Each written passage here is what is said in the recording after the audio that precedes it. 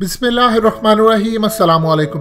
जब से ईरान के साइंसदान को इसराइल ने मारा है, उस वक्त से ईरान ने फैसला किया है कि वो भरपूर जवाब देंगे। इवन कि अब तो रूहानी ने ओपनली बात कर दी है कि ईरान के साइंटिस्ट को मारने के पीछे इसराइल का हाथ है और उनको ये भी देखना है कि ईरान के अंदर कौन कौन से लोग हैं जो इसराइल के साथ अभी तक मिले हैं, जो इस तरह मुखबरी करके काम कर रहे हैं। लेकिन सबसे बड़ी जो डेवलपमेंट सामने ये आई है कि इस वक्त अमेरिका ने अपना 9 अरब डॉलर्स का यूएसएस निमिट्स एयरक्राफ्ट कैरियर, जिस पर करीबन 60 एयरक्राफ्ट उसके आते हैं, ये पर्शियन गल्फ यानी ईरान की साइड पर रवाना कर दिया है। और असल में उन्होंने दुनिया में खबर ये फैलाई है कि देखिए हमारी फौजें अफगानिस्तान से निकल रही हैं या हमारी फौजें इराक से निकल रही हैं, तो उनकी हिफाजत के लिए भेजा है। असल सूरत हाल ये है कि ईरान के आर्मी चीफ हो, हसन रूहानी हो, जवाद जरीफ हो, कोई भी हो, इन्होंने ओपनली ऐलान किया है कि अब अमेरिका के एसेट्स चाहे वो खित्ते में कहीं भी होंगे, इन पर हमला किया जाएगा, इसराइल पर हमला किया जाएगा। और अमेरिका इस पूरे खेल से आगाह था बहुत अरसे पहले, इसीलिए उन्होंने फौरी तौर पर अब एयरक्राफ्ट कैरियर, जिसके ऊपर करीबन 60 एयरक्राफ्ट है, यानी आप समझ लीजिए दूसरे लफ्जों में कि ये एटमी यूएस निमिट्स जो एयरक्राफ्ट कैरियर है 9 अरब डॉलर्स की, ये उन्होंने ईरान पर हमलों के लिए रवाना कर दी है, क्योंकि ईरान ने बदला लेना है। मजीद डिस्कस करने से पहले इस वीडियो को लाइक करें, हकीकत टीवी को सब्सक्राइब करें और बेल आइकन पर जरूर क्लिक करें।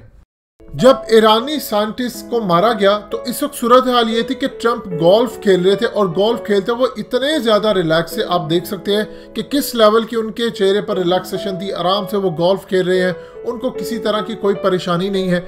और असल में उन्होंने ये सिर्फ और सिर्फ खुश करने के लिए इसराइल को ये तमाम काम किए कि अगर 20 जनवरी से पहले कोई ऐसी सूरत हाल पैदा हो जाए कि मुझे दोबारा पलट कर व्हाइट हाउस के अंदर ले जाया जाए, तो मेरे लिए ये बहुत जबरदस्त बात होगी।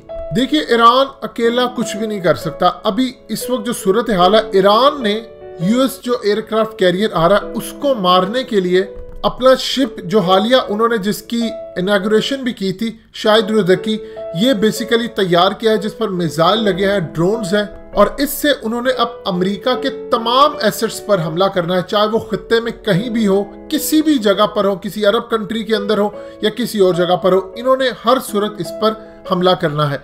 इस सूरत हाल के अंदर ईरान अकेला कुछ भी नहीं कर पाएगा अगर उसकी मदद रशिया और चाइना नहीं करते। देखिए, ज्यादा से ज्यादा वो 1-2 जगह पर बदला ले लेगा और ज्यादा से ज्यादा वो सऊदी अरब या दूसरे तीसरे ममालिक में। आपको हकीकत टीवी ने तफसीली ये बात बताई थी कि मोहम्मद बिन सलमान ने इसराइल के प्राइम मिनिस्टर को ये बात कही है कि मुझे ईरान ने धमकी दी है कि अगर एक भी हमला इसराइल या अमेरिका की जानिब से ईरान पर होता है तो उसका डायरेक्टली बदला सऊदी अरब से लिया जाएगा, क्योंकि सऊदी अरब इस पूरे खेल में शामिल है। लिहाजा उस मुलाकात के अंदर इन्होंने कहा था कि आप किसी सूरत ईरान पर हमला अभी ना करें, क्योंकि हमें खदशा है कि अगर ईरान पर हमला होता है तो उसका जवाबी हमला सऊदी अरब पर बहुत बहुत बड़े हमले करके लिया जाएगा। अब ये देखिए कि अमेरिका ने ऐलान किया है कि चाइना की और रूस की जितनी फर्म्स है जो ईरान के साथ डील कर रही हैं, उनको बैन किया जाने लगा। और याद रखिएगा, जब आप रूस की फर्म्स को बैन करेंगे, चाइना की फर्म्स को बैन करेंगे, तो चाइना की वो फर्म्स जो Aahista Aahista one belt one road project पर काम कर रही है, चाहे वो सीपैक के थ्रू हो या किसी और चीज के जरिए, ये उस पर भी हमला करेंगे और पूरी तरह हमला करने के लिए तैयार होंगे। और उसके बाद ये काम करेंगे, उन पर हमला क्या हो सकता है, उनको पाबंदी लगाएंगे और फिर जो जो मालिक उनके साथ डील करेंगे उनको भी बैन किया जाएगा। यानी पूरी तरह इन्होंने अगला निशाना रखा है पाकिस्तान से ये मांगने जा रहे हैं अड्डे इन्होंने मांगने हैं ईरान के खिलाफ। पाकिस्तान ने डेफिनेटली बात है करना है इनकार। जब ये इनकार करेंगे तो ये फिर पाकिस्तान की फर्म्स को, पाकिस्तान के रियासती इदारों को इन पर इल्जाम लगाकर कहेंगे कि आपने चाइना और रशिया से डीलिंग नहीं करनी, लिहाजा आप पर भी पाबंदी लगेगी। अब देखिए, अगर ईरान और अमेरिका की जो लड़ाई होती है, आपको सूरत हाल बिल्कुल एग्जैक्टली वही होती हुई नजर आएगी जो जब तेल निकाला जा रहा था। तो इसी तरह अमेरिका अपना एयरक्राफ्ट कैरियर भेज दिया था, B-52 बॉम्बर्स भेज दिया था कि यहाँ पर जाकर ईरान पर हमला करो। अब सूरत हाल बिल्कुल वैसी होती हुई नजर आ रही है। देखिए, CIA के जो साबिक डायरेक्टर है जॉन बैनन, इन्होंने कहा है कि मैं ईरान से सिर्फ इतनी गुजारिश करता हूं कि इस वक्त आपको होश के नाखून लेने चाहिए, क्योंकि जो बाइडेन के आने तक का आपको वेट करना चाहिए। ट्रंप जाने से पहले पहले पूरे के पूरे खित्ते को आग में लपेट देना चाहता है। आपने अगर अपने साइंटिस्ट का बदला लेना है तो आपको जो बाइडेन के आने तक का इंतजार करना होगा, क्योंकि जो बाइडेन के आने तक पूरी की पूरी पॉलिसी शिफ्ट हो जाएगी। इस सूरत हाल के अंदर ईरान कोई बड़ी गलती ना करे। देखिए, पाकिस्तान के लिए खदशा ये होगा, पाकिस्तान का यहाँ से जो माल आता है या जाता है वो अबनाए होम्स के जरिए आता है, और अगर उन पानियों में अमेरिका और ईरान की आपस में लड़ाई जारी होगी तो फिर यहाँ पर सूरत हाल क्या होगी। फिर आप ये देखिए कि आने वाले वक्त में, अब जाहिर सी बात है चाइना तो साथ देगा ईरान का। ईरान इस बात को बखूबी नोट करता है। उसने इंडिया के बारे में ये बात कही थी कि जब हम पर पाबंदियां लग रही थी तो इंडिया ने आगे बढ़कर ना तो अमेरिका को कहा, ना इसराइल को कहा, ना यूनाइटेड नेशन के अंदर कहा कि ईरान पर आप पाबंदियां ना लगाएं। हमें पता चल गया था उस दिन कि कौन हमारा दोस्त है और कौन हमारा दुश्मन है।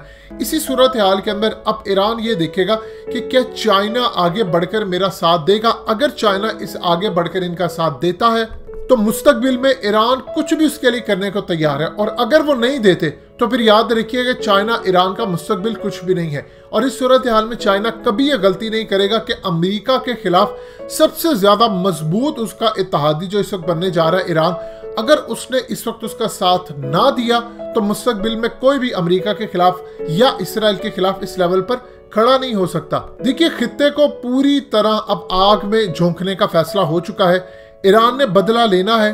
इसराइल ने पूरी तरह तैयारी अपनी करके रखी। उन्होंने ऑलरेडी अपनी एयरफोर्स, अपनी फौज, इंटेलिजेंस को पूरी तरह तैयार करके रखा है। अमेरिका के इस वक्त एयरक्राफ्ट कैरियर 60 जहाजों के साथ पहुंच चुके हैं, और इस सूरत हाल के अंदर इन्होंने पूरी तरह ईरान के किसी हमले का जवाब देना है, और यूं ये जंग और खित्ता पूरी तरह जंग में लपेटता हुआ पाकिस्तान समेत पूरे अरब ममालिक को अपनी लपेट में ले लेगा। ये वो सूरत हाल है जो ऑलरेडी बहुत सारे अहले नजर जिस पर बात करते रहे हैं कि खित्ते के अंदर एक नई जंग शुरू होने जा रही है, आप तैयारियां रखें। देखिए, ये अब कोई बड़ी बात नहीं है। आने वाले वक्त के अंदर आपको सिर्फ और सिर्फ एक चीज चाहिए, आप कोई भी एक हमला कर दें, उस हमले के बाद आप जंग के लिए तैयार रहें। तो ये सूरत हाल कोई ढकी छुपी नहीं है। ईरान की कौम के अंदर ये बात बहुत ज्यादा पाई जाती है कि ये प्रॉपरली बदला नहीं ले पाते अमेरिका या इसराइल से, क्योंकि बहुत ज्यादा बातें करते हैं, ऐलानात करते हैं। याद रखिएगा, माइकल डी एंड्रिया को भी ईरान ने नहीं मारा था। उन्होंने अफगान तालिबान को कहा था, इंटेलिजेंस मालूमात रूस ने दी, चाइना से मिली, और उसके अलावा बहुत सारी मालूमात ईरान ने अफगान तालिबान को दी, जिसको अफगानिस्तान के अंदर मारा गया।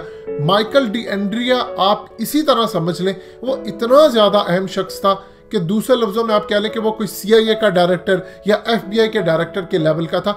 यानी पूरे के पूरे मिडिल ईस्ट को उसने रीशेप करने के अंदर कोई कसर बाकी नहीं छोड़ी थी। लिहाजा यही सूरत हाल इस वक्त पैदा होने जा रही है, और पाकिस्तान को भी अलर्ट रहना पड़ेगा, क्योंकि याद रखिएगा अफगानिस्तान में अमेरिका जब आया था तो उसके बाद फिर होते होते इराक में, शाम, लीबिया, मिस्र, ट्यूनिस, यह फैलती फैलती चीज इवन के पाकिस्तान की गलियों तक ये चीज पहुंच गई थी। आप किसी एक मुल्क में जाते हैं, वहां पर जाकर आप हमला करते हैं तो आपने अगले 10 ममालिक को लपेट में लेना होता है। अमेरिका का क्या जाएगा? अमेरिका तो बैठा हुआ है कई हजार किलोमीटर दूर, बस उसकी यहाँ पर मिलिट्री बेसिस है, उसके एसेट्स है, उन्हीं से लड़ाई होगी। यानी अगर पलटकर ईरान हमला भी करता है तो वो किन पर करेगा हमला? वो जो बेसिस है उनकी वहां पर करेगा, या वो सऊदी अरब से बदला लेगा क्यों इनके इत्तेहादी है। लिहाजा आने वाले दिनों के अंदर याद रखिएगा, ये मामला एक दूसरे पर मिसाइल हमले, ड्रोन्स, ये तमाम आपको खित्ते की सूरत हाल बुरी तरह बर्बाद करते हुए नजर आएंगे।